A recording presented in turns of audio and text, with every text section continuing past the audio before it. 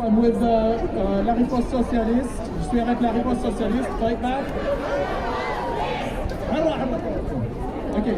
I do have to say I wish my mother could be here with us today to see the solidarity movement in Montreal and what it looks like now.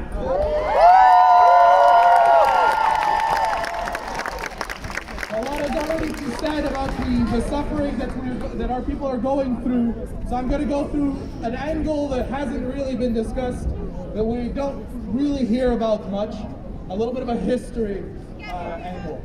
Can't hear you! Yeah, sorry. Here, my mask is on. Okay, take a step back. All right, so I'm going to cover, it's been very well covered already, how our people are suffering already, so I don't need to really go more into that. I'm going to cover an angle that isn't covered enough, which is a bit of a historical angle that's kind of been hidden. So, to begin with, the Jewish people were expelled from Europe twice in major waves. So one of the first major waves was actually the Reconquista of Andalus, and where they were welcomed after their conquista is actually in the Arab Islamic world. That is where they opened with welcome arms against the genocide that was being carried out by the Spanish reconquest. And so the idea that this is a conflict that goes back hundreds or thousands of years is a lie.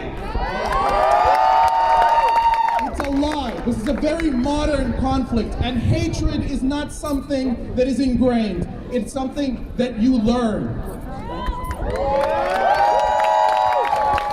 The second wave was the genocide that happened in World War II, in the lead up and after World War II, in the lead up and during World War II, sorry.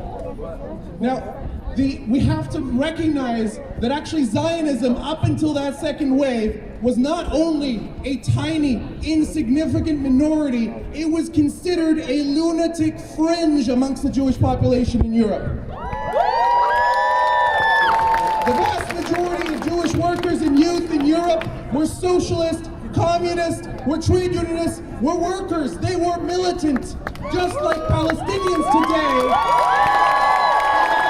The diaspora are the most militant.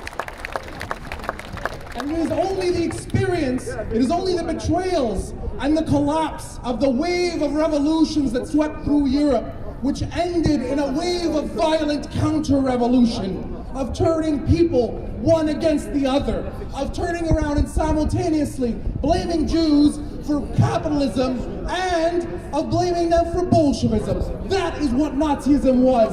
It was an attack, actually, against the revolutionary history, the revolutionary traditions that we're building up.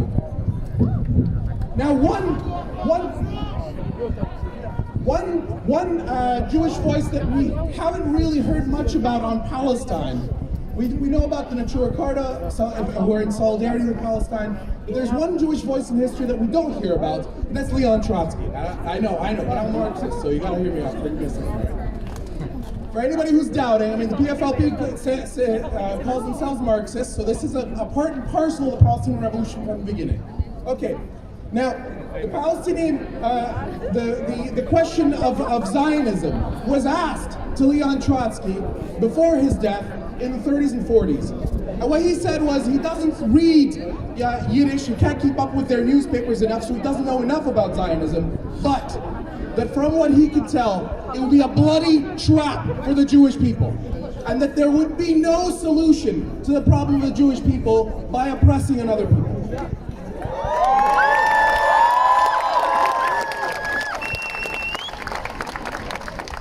Unfortunately, it wasn't Trotsky that decided where the Warsaw Pact countries' guns are going to go in '47. The Palestine Communist Party was formed both by Jewish and Palestinian in the territory, in Palestine.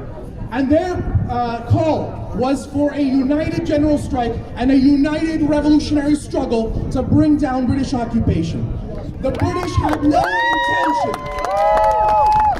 had no intention. They were playing both peoples off of each other and had no intention of keeping their promises to anybody, including the Zionists. And Stalin, attempting to call their bluff, did a 180 on the position of the USSR on Palestine in 1947 and ordered Gromyko to vote for partition, a betrayal of the position of the Palestine Communist Party. So when we talk today about freeing Palestine, we need to be talking about restoring the original call by the socialist revolutionaries in Palestine to offer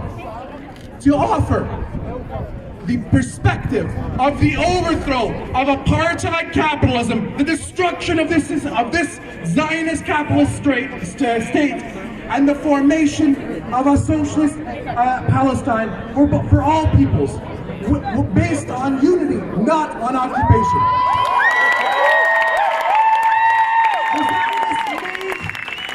The Zionists lied to their own people. They said that Israel would be a country for all Jews, and that in and of itself is a lie. Israel is the country of the 16 capitalist families who control 2/3 of the economy and who profit off of the destruction of the lives of the Palestinian people. So what we need now is an intifada that is already beginning to cross the walls.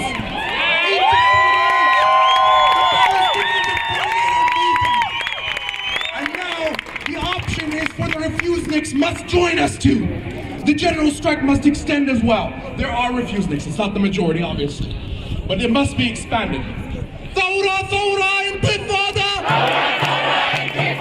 Thawra, thawra, intifada! Thawra, thawra, intifada! Thawra, thawra, hatta nas! Thawra, thawra, hatta nas!